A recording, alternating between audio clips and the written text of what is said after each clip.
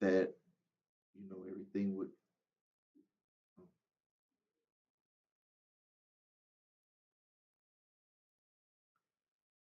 All right, we're going to be going live. Sorry about the delay. My staff had to remind me that they were like, "Are you going to go live?" It's Wednesday, and I was like, "Oh yeah, yeah." I kind of got thrown off last week. We had a major ice storm. I did not come to work on Wednesday or Thursday. Didn't have electricity Thursday from 4 a.m. all the way till 7 p.m. And it was crazy because where we live at, I live out in the county, like there's really nobody around but animals. And the trees, like out there in our area, that they just would not defrost. It just had a thick layer of ice on them. A big tree in my way in the back of my pasture fell down, and then other trees in other people's yards had fell down. There was just ice all over the place, and uh, we didn't have electric. And I remember when it went out that early that morning, I told my wife, "Well, we don't have electric," and you're thinking that they're going to get stuff back going really quick. And it was some around 3 o'clock. We were driving to our store, and I had stopped and saw the electric guys working. And I was like, "When are you going to get to our area?" Well, I told them our area, and they had said, "Well, man, we're a long way from getting to your area." I was like, "Are you serious? A long way from getting electric back to our area." And even as it was thawing out in the other cities that are, going towards the city, our area took a long time to where it was cold in my city. I don't know why it was like that, but we recovered. One thing that did come in handy, one thing, and I'm just going through this while we're allowing people to come on because I didn't even get to give people proper notice. I appreciate everyone that is showing up, and you can start getting your questions in there too when we start. Um, but one thing that I did appreciate, learned to appreciate even more, some of you know that I did get an RV a couple of years ago. And, when people say like they're buying expensive cars and, Rolls Royces and stuff like that, and people say, well, you paid all that money and you can't live in there. I mean, like that's what they say about people when they buy expensive cars. Well, the one thing that I appreciated is that I was able to go into the RV, to heat, it has heat. We needed to make sure that our sump pump was working. For you that don't have sump pumps, like you don't have basements, up where we're at, we have basements, and you got to have a sump pump to keep the basement from flooding. Water that accumulates around the foundation and stuff. And it was filling up, and I had tried with a bucket getting stuff out, but that wasn't going to work. And then we were like, "Oh, we got the RV and it has a generator." Plugged it in, and it worked just fine. So we made it through that situation. But normally we're going to have this at 12 p.m. every Wednesday, it's Central Time. I apologize for the delay today. While we're going to talk about credit, we're going to talk about debt, big issues with credit card debt. I hope that you watched the video that I made today about how to come up with money to get out of credit card debt. The strategy that my wife and I used when we needed to get out of credit card debt. But let me go to some questions here. I was going back and forth with an individual, and he had some good questions, but I'm gonna just let you know what he said. This is exactly what he had asked in the email, and he said, "What's the guarantee of my score going up? I've dealt with companies that just took my money and nothing. I had my credit cards back. I don't want any BS. You know the word, just results." So, okay, so let's break that down. This is my answer. Uh, and I'll tell you exactly what my answer was. First thing is, I always want to know what's going on with an individual's credit. Like that's a very vague statement. Like if you what's the guarantee? Our guarantee is that we're going to do all the work that's required on our side, period. We are not sitting inside of the bureaus. We're not sitting inside of the debt collectors' offices. We can't force them to do stuff faster. All we can do is we can do our part the proper way and push them to the limit to make them make decisions. That's what any business can do. And even if you had an attorney that was working for you, that's the most that an attorney could do. No one can go and force someone to do anything. Now, you can take legal action, and if stuff gets to that point, that's a right that you have, is to take legal action.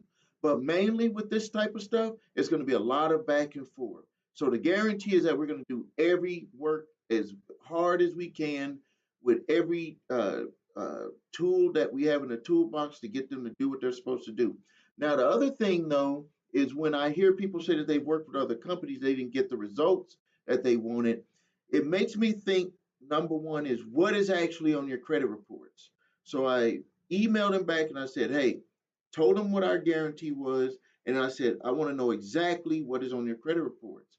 And he sent back on the first email that he has a loan that he hasn't been paying on. And I said, okay, tell me specifically. Then he came back and he said he has 6 loans that he's not paying on. I think, yeah, he said 6 loans that he's not paying on. But he said everything else was good. The credit cards that he have, his car payments and all of that utilization was 19% on the credit cards.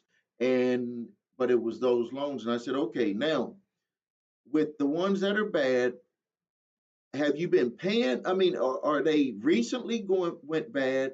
Have they charged off, or are they with debt collectors? Because that's important. Because if they're still with the original creditor and they haven't charged off yet, maybe you're only like 2, 3 months out of from not paying them. It has to go a full 6 months before they'll charge it off if it's a credit card. And once they charge it off, you could call them up and you may not even be able to pay that debt directly to them. Some people think that that's crazy.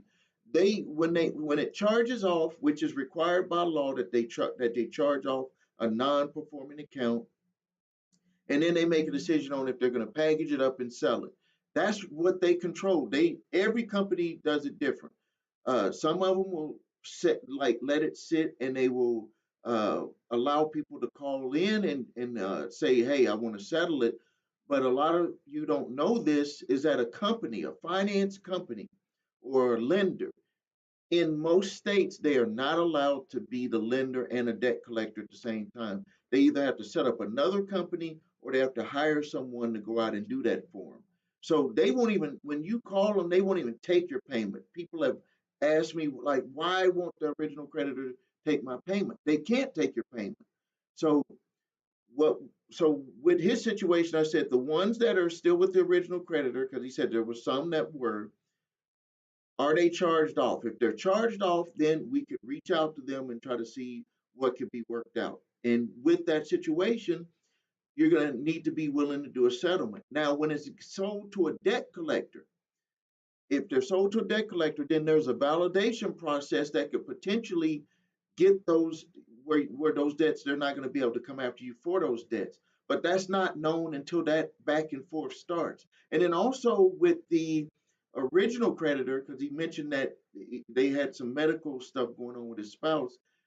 Um, when you have a hardship, remember, you can always go to the original creditor, especially if it's charged off and it hasn't been sold. You can submit your hardship to let them know what happened, and they might send a 1099-C cancellation of debt on that particular account. It could potentially happen if you got to let them know what the hardship was, and they can make that determination.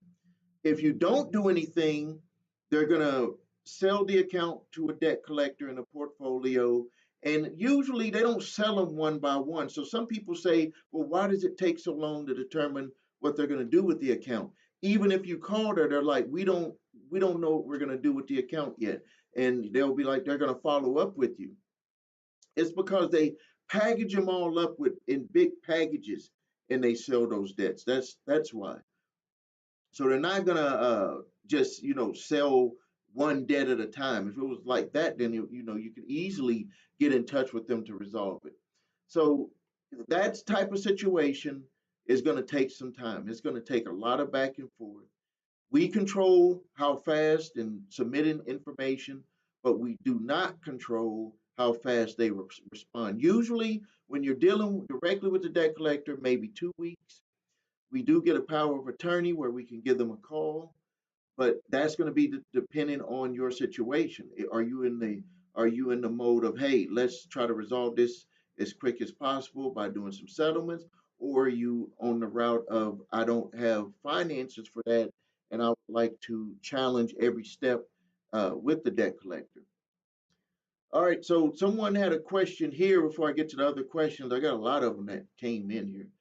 Which is the hardest, CRA to get accounts deleted from, and which is the hardest? Are you saying with the to get the credit reporting agency to delete it, or to get a furnisher or debt collector to delete it? Which is the hardest?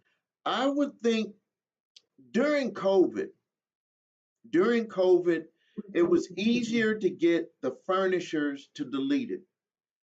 We've always done it this way, and I believe that that's why we were able to continue to see good results when COVID happened. Because when when COVID happened, and you would send stuff to the bureaus, and you don't have to take my word on it. Look at Representative Clyburn, House of Representatives, his report that he did with the bureaus. They were throwing away millions of disputes, just throwing them away using the waiver that they got with the national emergency with COVID. But we've always continued to go with the furnishers and make those challenges with the furnisher. When you send it to the CRA, they're supposed to look at it, see if it's going to be something that's legit to investigate, and then they would send that to the furnisher, and the furnisher has to get back in touch in a certain period of time. And if they deem it that it should stay there, it's going to stay there. They're going to send it back to you within 30 to 45 days, 60 days during the waiver period of time or longer, and they would just say that it was verified. Uh, it, but you never know if they really did do the investigation. And then when you ask them, well, how did you look at doing this? And then they, do whatever they do and send back, that the furnisher said that it was true. What we've seen it because we do it from both sides, where the furniture said that they're going to get it removed. It's going to take up to 30 days to get it removed. And we got it from the bureau saying that it was verified. So that shows that they don't always do the investigation. That's why it takes a lot of work back and forth. They just expect people to quit. With the furnishers, another thing is that the reason why they'll say it to take up to 30 days to get that removed is because the furniture is they're going to do it all in one batch. They're not going to do it like because they said that they're going to remove it on yours, that they're going to do it right now. They key it in with their spreadsheet, and then they push a button at whatever time in the month that they do it, and they send all of the accounts in that need to be changed over. But right now, to answer your question fully, I think that doing it directly to the furnishers will get the fastest result. Because then, if it's an account that they feel that they can prove, because they're ultimately the ones who put that information on there, that if they feel that they can prove it, they feel that they got everything, the validation, all the T's are crossed, I's are dotted, they believe that they can come after you for this debt, or they believe that they cannot come after you for the debt, they'll send you a letter back saying that they will cease collection and that they will remove it off your credit reports. And that could take up to 30 days to have that done. Now, let's go into another question. While I'm looking up those, I want to make, just in case you didn't see it, we had some I'm talking about extremely good um, uh, cases dismissed for clients. I want to bring those up for the amounts because I get, if we don't brag on ourselves, nobody else will, and everybody's always talking about what are the results. Well, let's talk about some results here, just in case you didn't see them. We got a cancellation of debt, American Express. this goes back into what I was just talking about earlier, where if you have the hardship and the original creditor still has the debt, or they just charged off the debt and they haven't sold it, you can submit a hardship and you can get that. You can potentially have that hardship submitted, have them submit a 1099-C. We just got two of them from a client, American Express, cancellation of debt, $6,327.86. The next one from that same client, $1,697.67. I think that that's an excellent result for a 1099-C. That means that this debt will not have to be paid. He'll have to fill out a waiver form to get it waived by the IRS, but this is done, over with, no worries on that. I think that that's a good result.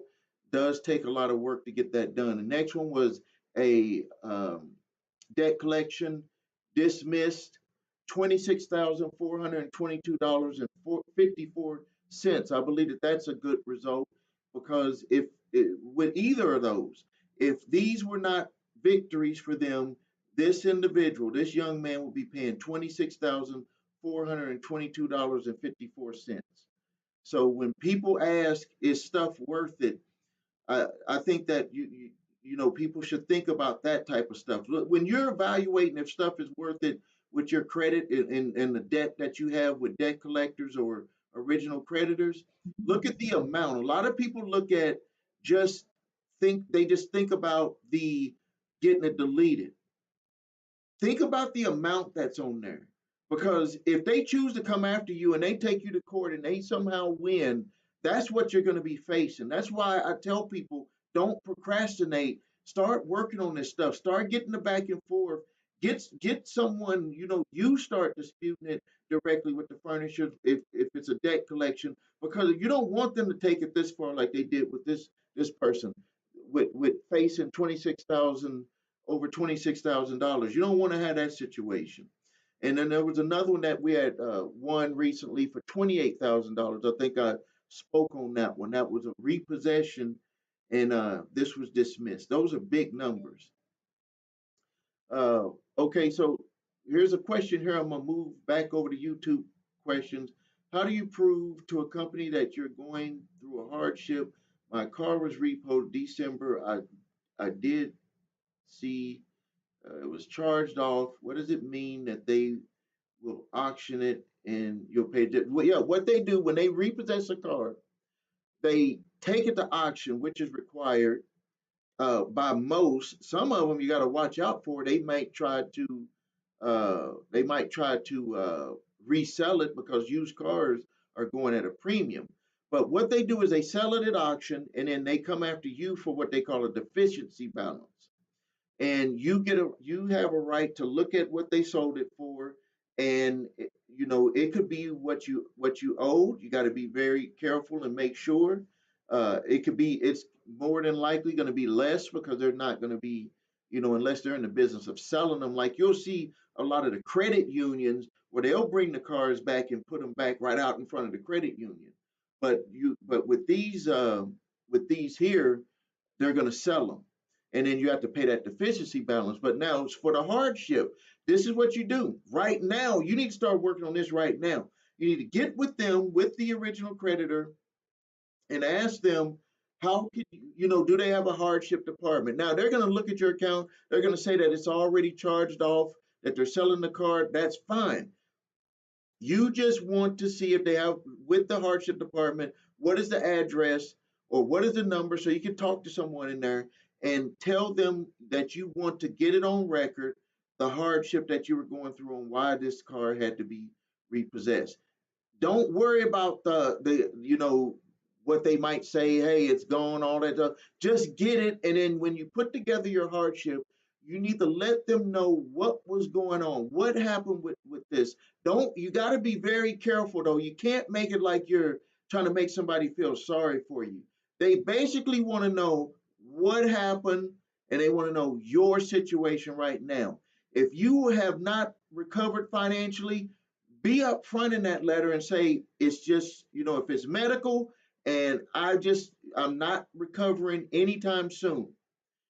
that could potentially stop them from selling that debt to a debt collector, and they just submit a 1099-C, like I just spoke about these here. That's all you have to do. And I don't make a template letter. I don't make a template letter. I just explain to people exactly what you need to say, and you need to get that particular creditor's uh, information on how they want it submitted. Every company wants it submitted a different way, and some of the times they, when they submit, give you the information on how to submit it, it'll tell you exactly what they want to hear. Because basically, this is what they're thinking when they read your hardship. It has to be in a way that it justifies them to be able to do what they're going to do for you. Think about it that way. But it can't be like it's like woe is me. I'm things are just going so bad. All of this stuff happened to me. They don't. They you can't just say it that way. It has to just be. This is what happened. I was making my payments, and then this medical situation happened. I don't want to really reveal exactly what happened, but it devastated my finances, and I wish I could have kept the vehicle. But at this time, there's just no way that I'm going to be recovering anytime soon. Like something simple like that. You would it just crazy that, and then they'll just send. I mean, when I say crazy, it's crazy that they'll listen. They'll listen to that, and then they'll just make a determination. Hey, this is 1099. Submit it to whichever department and just do it. Submit it for them. Like people just out of the blue get it. Like they don't even know that it's going to happen, and it's like it happened for me. Like this individual with American Express. It doesn't matter what company, any company could do a 1099-C. This one was American Express. We have another one for 36 grand, 36,248.30 credit card with Chase. That was one that went through. All right, let's move over. And you will hear something when they sell it at the auction, but I want you to contact the company about the hardship and just let them know that you would like to get the address and any information that you can get to contact the hardship department so you can let them know what you were going through. You just want to get that on record. You could potentially get them to do the 1099-C. Let's see. Quick question. A junk buyer is suing and hired a law firm. We have a court date next week, but the debt is now 4 years. What do I do to get an extension and can't pay it? All right. The first thing, they sold it to a junk buyer. You must. Did you write your response to the court? Uh, Maria, did you write your response to the court? I'm gonna write back to you just in case to make sure you see it. It's very important. It's very important. See, you if you don't write your response back to the court, and you're in California, yeah. If you didn't write your response back to the court, you're like making two people be against you because the court is saying, hey, you must comply with what we sent you with this court summons. We're the authority, we're the middle person, whatever. Okay, and then so Maria, okay, great. So you did do it. Did they say that did you have your day in court? So that's my next question. Maria, did you have your day? I mean, your court date is coming up, but you're saying that law firm we having next week, but the process, the debt. I'm not really understanding I'm not really understanding what you're saying on that. This is the process.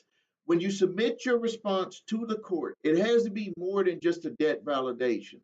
You have to do an affirmative defense breaking down each of the items that they alleged in their court summons with the one, two, three, four. You got to respond to each one of those. Even though some of them are true, you have to respond to each of them. And then afterwards, you would ask to have this case dismissed based on your affirmative defense.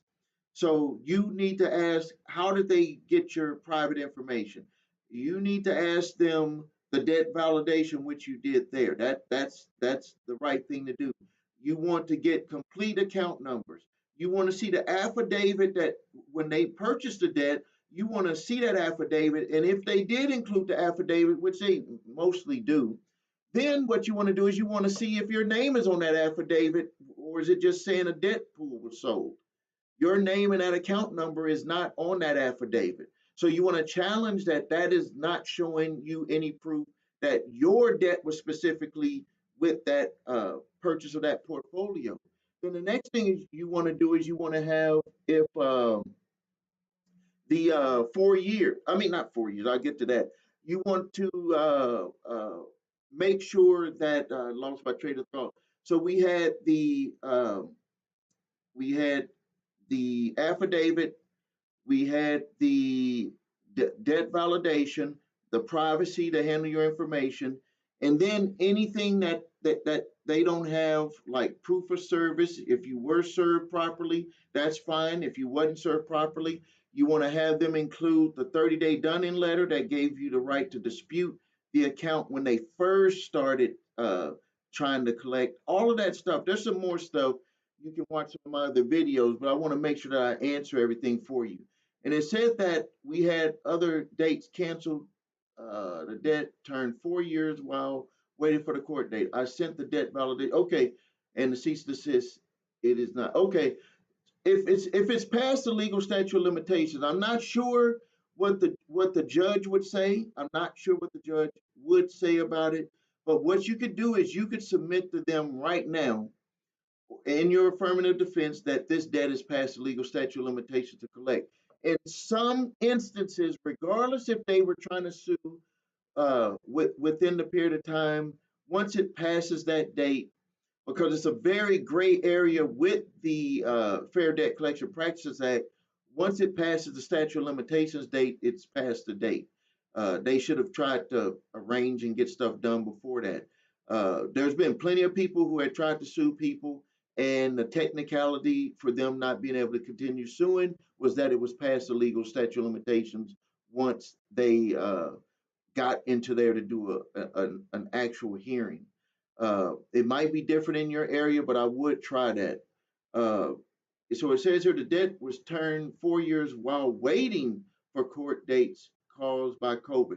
I would absolutely try that. I would absolutely try that with sending them a letter stating that they're attempting to collect a debt that's past the legal statute of limitation. Put that inside of your affirmative defense. Make sure that the judge gets your complete affirmative defense and see what could happen from that. I think that you will win. We did, as a matter of fact, one of the ones that we did, I think it was the one, and it was California. It was I think it was California. I think it was California. I think it was California. I think it was California. No, it was North Carolina. But it was past the statute of limitations. That they were coming after him for the debt, and it was past the statute of limitation. They're not allowed to do that. They can't legally do that. All right, let's go here to another question. Quick question. I'm dealing with a judgment that's probably 10 years old. I'm trying to get it removed. I never knew they reached out to me to answer, just started to see garnishments, how to fix. The best case scenario, I mean, because it's already a garnishment, they're already taking money. Um, the way to fix it money wise is to try to offer them a settlement. If you don't have the finances to do that, that's where you would do it at a discount so you wouldn't have it garnished from you. Uh, to get it off your credit reports, gonna be hard because they're actively coming after it, but you can submit to get the judgment information removed off of there and have it placed as a positive account with whoever is collecting it. That's one strategy that you can use. You could say that it is being paid and you want to get that removed. So the strategy would be to submit to the bureaus to get it removed. based on that it's now an active account if you're paying on it, and that it is, even though it's a judgment because of the way they had to do it, but the court had nothing to do with putting that information on your credit reports. It was information that they looked up from LexisNexis or any other data provider. So you can get that information removed. And then dealing with the creditor, uh, you can get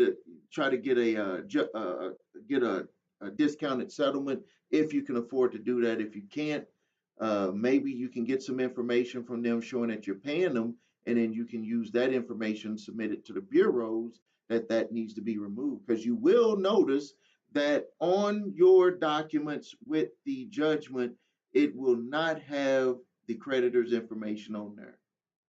It will not have the creditor's information on there. Okay, you say it's not on my reports. Okay, quick. I'm trying to get it removed. I never knew. Okay, so you're saying that it's not even on your reports, but you have the judgment. Well, that's good that it's not on your reports, but you need to, and it's going to be too late. If it's 10 years, no one's going to allow you to reopen something that's 10 years, even if it wasn't your debt. They're going to try to say that they gave you plenty of time. So what you could do is you could contact the company that's garnishing you, the attorney for the company that's garnishing you, and try to work something out that's better. May Here are some options that you can look at. I'm not sure what state you live in. You can see if you don't qualify to be garnished. A lot of people find out that they did not meet the threshold to be garnished. In our state, even if you make a pretty good amount of money, depending on how many dependents you have in your family, you may not even be able to be garnished. Uh, so I would look at you need to look at doing that. Okay, and it said it came up. Yeah, a lot of people don't know that when you have stuff cleaned up on your credit, uh, mortgage companies, all really, when a lender looks at your credit report, they see everything. They see stuff that we legally are not allowed to see, and this is how stuff like this comes up. So what you have to do is because this came up during the mortgage process, you got to contact that company, and you got to be very careful when talking to them, because you don't want them to get the idea that you're trying to get a mortgage, because then it's going to be more leverage on them to try not to settle if you had the money to settle. And I'm thinking that you might have settlement money, unless it's a really high amount, that you might have settlement money because you're trying to buy a house. But let's just say you don't have settlement money. This is the way that we worked out a deal with a client. Is with your underwriter, and this is not going to be with the lender. This is not going to be with the lender. This is with the underwriting department, but your lender might have to go do the back and forth for you. You need to ask them, if you have an agreement with them, if you have an agreement with them for making the payments, will that, and you get it in writing, will that be okay with them in underwriting? You do not want to do any dispute stuff with them, because if they mark what you're disputing, even though it's not on your credit reports, but you're marking stuff that you're disputing with them, it's going to automatically get you denied again. So this is what you need to do, and this has worked before, is that ask them if you get a letter stating that you're making payments to them. This is if you can't pay, afford to do a settlement where maybe you owe them $3,000 and you offer them half to make it just be to go away. Because if it's a paid judgment, the underwriter's not going to care about it. But if it's something a higher amount, and you can type in the amount if you want to, if it's a higher amount and you can't afford to do it, then you need to see if the underwriting department will allow you to have a letter that you have an agreement with them with that judgment, that you're making payments on it, so that there's an agreement, and then that could be added to your file, so that would allow the loan to go through. We have done that. Some lenders will allow it, some of them won't. But what they're looking at now is they're looking at, that you don't have any unresolved issues. And they might say, well, hey, if you are paying them this garnishment, it takes you out of the approval range of the debt to income ratio to get you approved. So that's another thing that you're going to have to ask them to kind of make yeah to have to ask them so they can determine if that can work. So it says here that it was a hazard to myself and a child. I don't feel it. Okay, yeah, I hear you on this. I hear you on this. But I hear you on this. I'm not going to say but. I hear you on this. And we got to focus on you and your child getting into the house that you deserve. And I'm going to put it this way. I'm going to put it this way. I want you to really, really listen. I want to put it this way. Uh, you got to focus on getting into that house. Yes, it was unfair. And if you say you don't feel that you owe, I'm on your side. But if you can get this taken care of, you're going to make way more than $4,700 on your house. You're going to make way more than $4,700 in knowing that you don't have a landlord over your head. You're going to know that you got 4,700 more than $4,700 that you are building wealth for you and your child by owning a home. It's going to be your house, your grass, your backyard, your everything. So I want you to, if you don't have the 4,700, I mean, if you don't have enough to settle on the 4,700, or maybe you do now, but you're gonna have to put the house off a little bit. Uh, you got to contact them and you got to say, I want to try to work out a deal. I don't have the complete amount of money, but I want to make this right. You can even go into your hardship about what had happened, but they're not going to really care too much about it because they got the judgment. But you can just let them know and you just say, hey, I want to make this right. Uh, I owe you 4,700 bucks. This is putting an extreme financial stress on my finances with this garnishment. Is there any settlement that we can make? The reason why they would agree to a settlement, because you might be saying, well, they're garnishing the money now. Why would they agree to a settlement? Because but this is how they are with businesses, is that businesses are like, we want to see what we got in our hand right now because we never know if her situation could change. Her situation could change in the future. That's how they're going to be thinking. But I want you to be thinking on when you get on the phone with them that and you can just get their information and you can just put it in writing, but I want you to be thinking that they're going to take the amount that you offer them. That's how I want you to be thinking, and they will take an amount close to what you offer them. It will happen. Watch. uh the reason why, let me tell you the reason why you can't fight it is because it's a judgment. When it's a judgment, it's done. You only have, in my state of Wisconsin, you only have 6 months.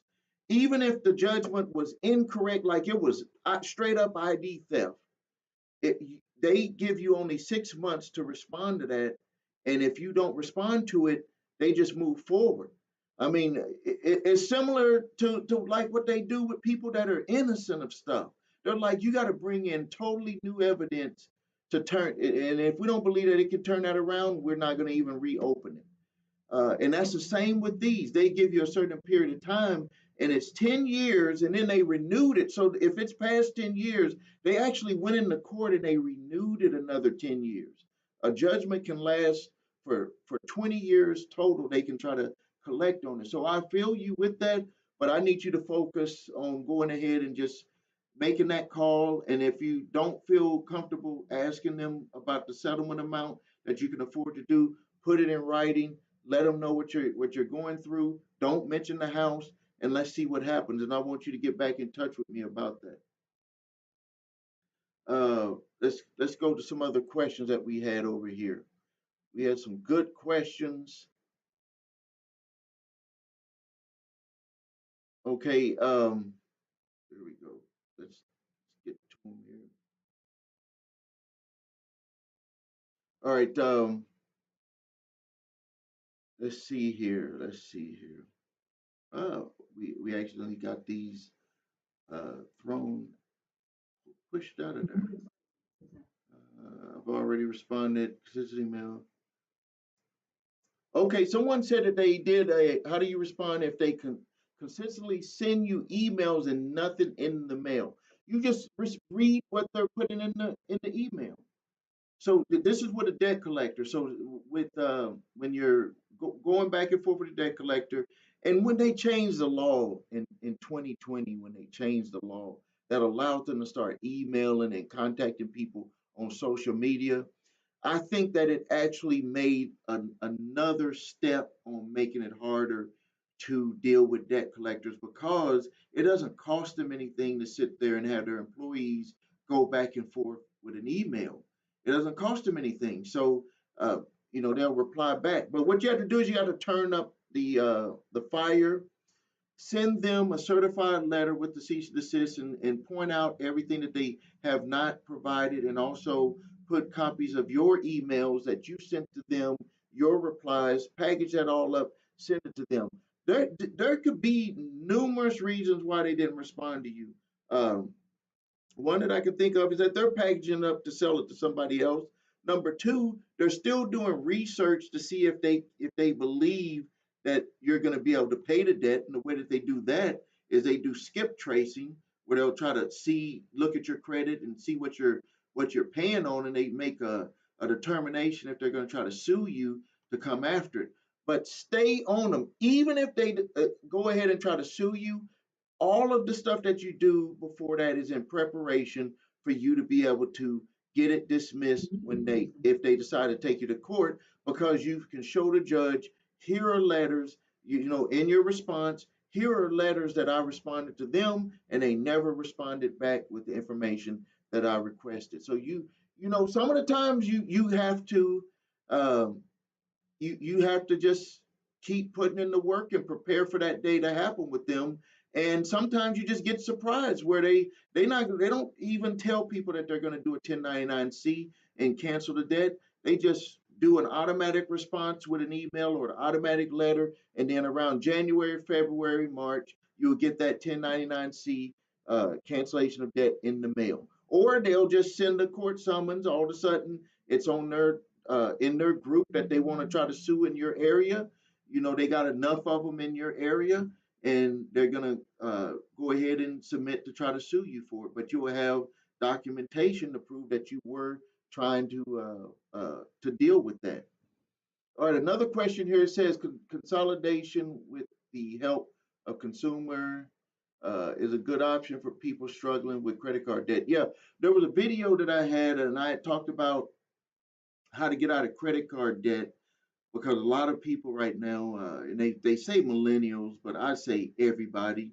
I don't try to put people into certain groups on why they're struggling.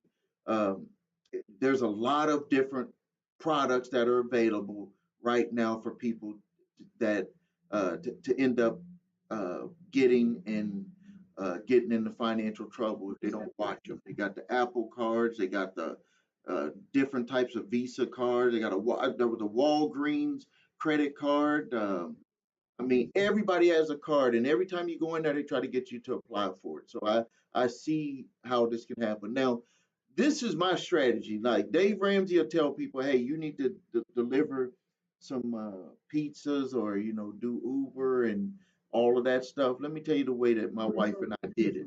And I talked about this in the video that we had. Let me turn my computer down here.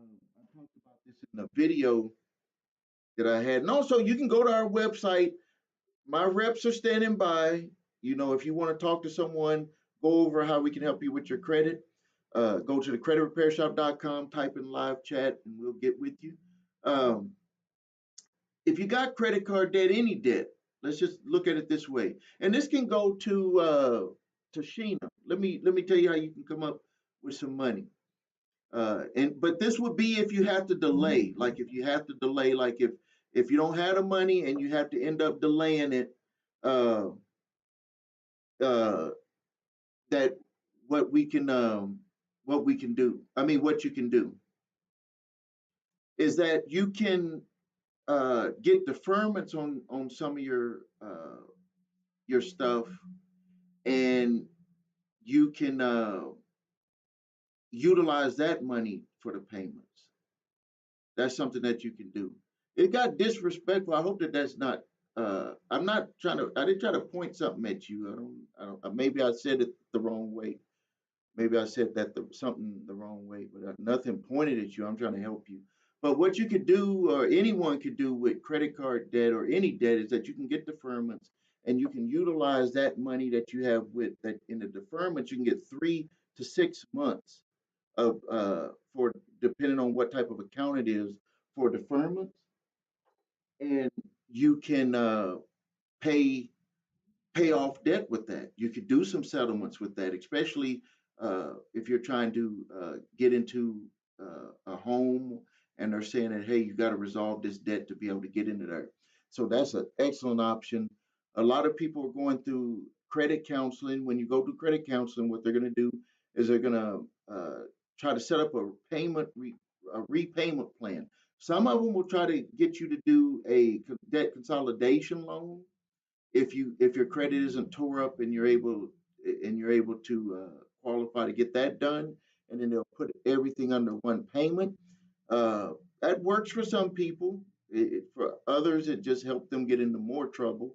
Um, Next thing that they will do with the debt relief type companies is that they want you to stop paying all of your payments and you pay them money into an escrow account, and they let that build up, and then they'll approach your credit card uh, companies with settlements. And really, they're unless it's American Express, Discover, or Capital One, it's going to be a long time going, like 1 to 2 years before you can get that stuff resolved, because it's going to have to go through a charge off process, and then it's going to be sold to debt collectors.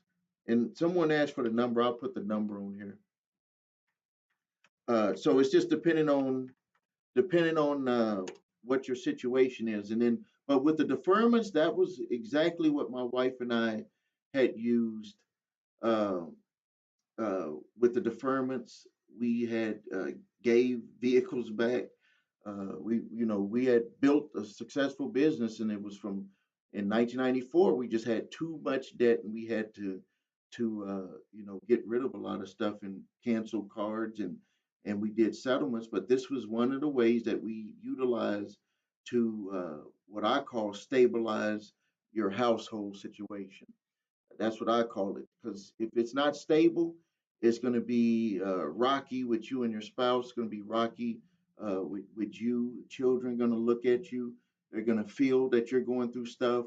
And when you're kids, they may not express it in the way that you think that they would. But when they know that you're struggling financially, all of a sudden they start to act up, because it's like they need their attention, and they see that you're kind of focused inward on yourself, and people have trouble sleeping, like all of these types of things. That's why I do this business. Like when I remember in 1994, when all of the stuff hit the fan for us, after building a company for 4 years, coming from no money to having money, and then in 1994 I couldn't even give my mom $100 without it hurting me. And my wife and I had that conversation. It was Christmas of 1994. And we told all of our family members, everybody, we said, we're just going to do some, like, give you some Christmas cards. It was going to be no presents. And we limited the presents that we got for our 3 daughters. And but you want to know, crazy thing is, all the family members were like, you didn't have to send us no present anyway. Like, sometimes we think that they care so much about some of the things that we don't. It's just in our mind. Like, a lot of the stuff that we worry about is just stuff that's just in our mind, and we what we think people are going to be thinking. So, but I appreciate what I went through back then, because what I went through back then helps me talk to everyone that's here, and whoever wants to listen to me, and know that I've went through this. Like Tanisha stated there, before I was able to buy my home, I had to get judgments taken care of, and it took, you know, uh, thankful that you're like in your situation where you're about to get it approved. It took us from 1994 to 1999 We were $300,000 in debt. And I'm not talking about, we didn't own a home at that time. So we're talking about just making stupid mistakes, like dumb mistakes. And but it helps me be able to help everyone here, because it's not just about telling you what to do, it's about feeling and understanding what you're going through. That's what it's also about. And sometimes when you talk to someone about what you're going through, and you're like, you don't, you're not, you will say that you're not listening to me, but what you really are saying is that you don't feel what I'm going through. And I do feel what you're going through. Everybody here, when we listen to people, we feel what you're going through. But it's our job to kind of course correct, to get you thinking about this is what we got to do for the solution. And sometimes it doesn't feel good when we start pointing people towards a solution, because when you get pointed at something new that you never went through, it doesn't feel good. But you have to go through that. And I bet everyone here that has done something that you haven't done before, that you thought that you could never do, that once you did it, you were like, man, I'm glad I didn't quit. I'm glad I didn't quit. I'm glad I fought through it. Because with my situation, with what my wife and I were going through, most people would have got divorced. Now we're about to go on 34 years of marriage. Most people would have lost their businesses. I didn't lose my business.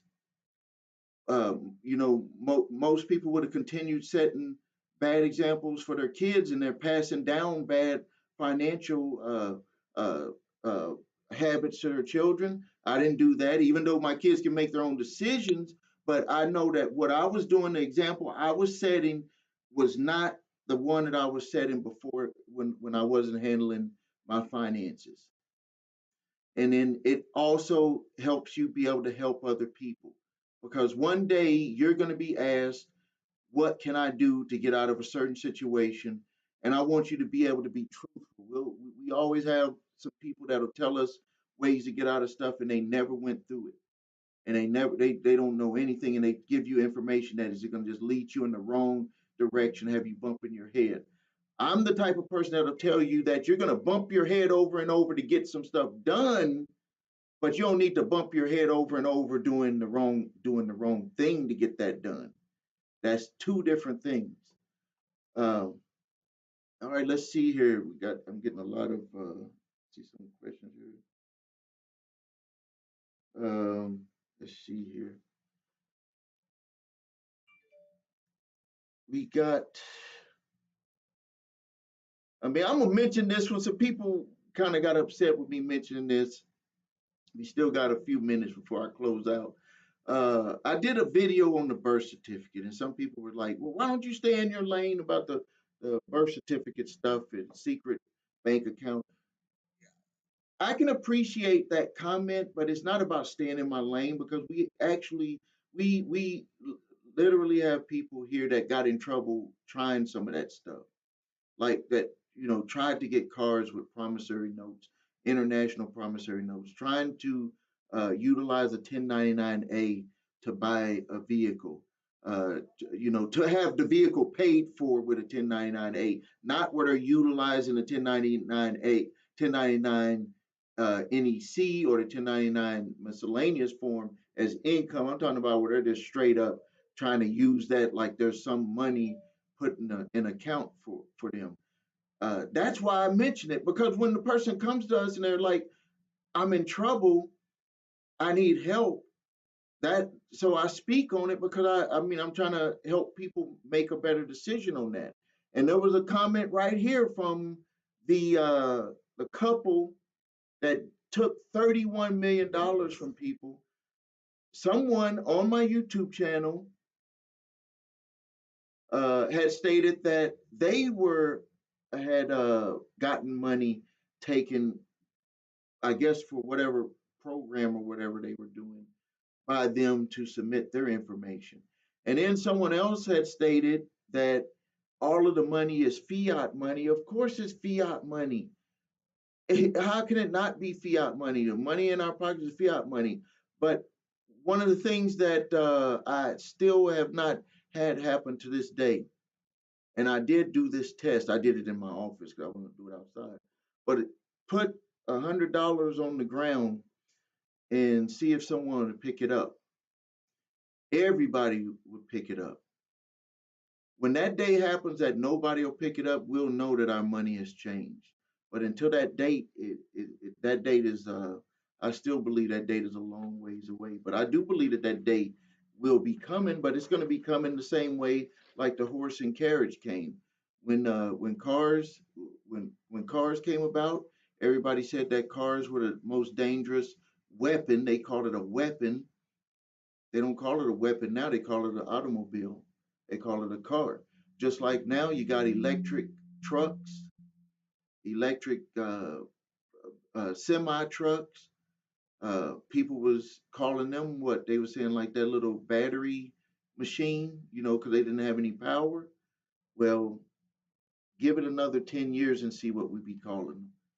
What will we be calling cars that just take gas? Sometimes we have to be willing to change. All right, so we don't have any more questions, and I hope with Tanisha that I didn't offend you. I wasn't trying to offend you. I was trying to get you focused. Uh, and let's see, before I go, the phone number 800-803-7390, and the website, I'm gonna put it here. But what I want everybody to do here with the website is I want you to go to the website. I want you to ask my reps to give you a free review so we can tell you everything that would need to be done. And even if you want to do it yourself, that is up to you. We just want to help you with what we see from our expertise so you can be able to get the job done so you can get your credit in order. Well, I would like to say thank you to everyone that came in. I apologize for not giving notice earlier. I will make sure that we do that on the next one. And as long as there's no snowstorm or no ice storm, we will be back here next Wednesday at 12 p.m. Central Time. Thank you.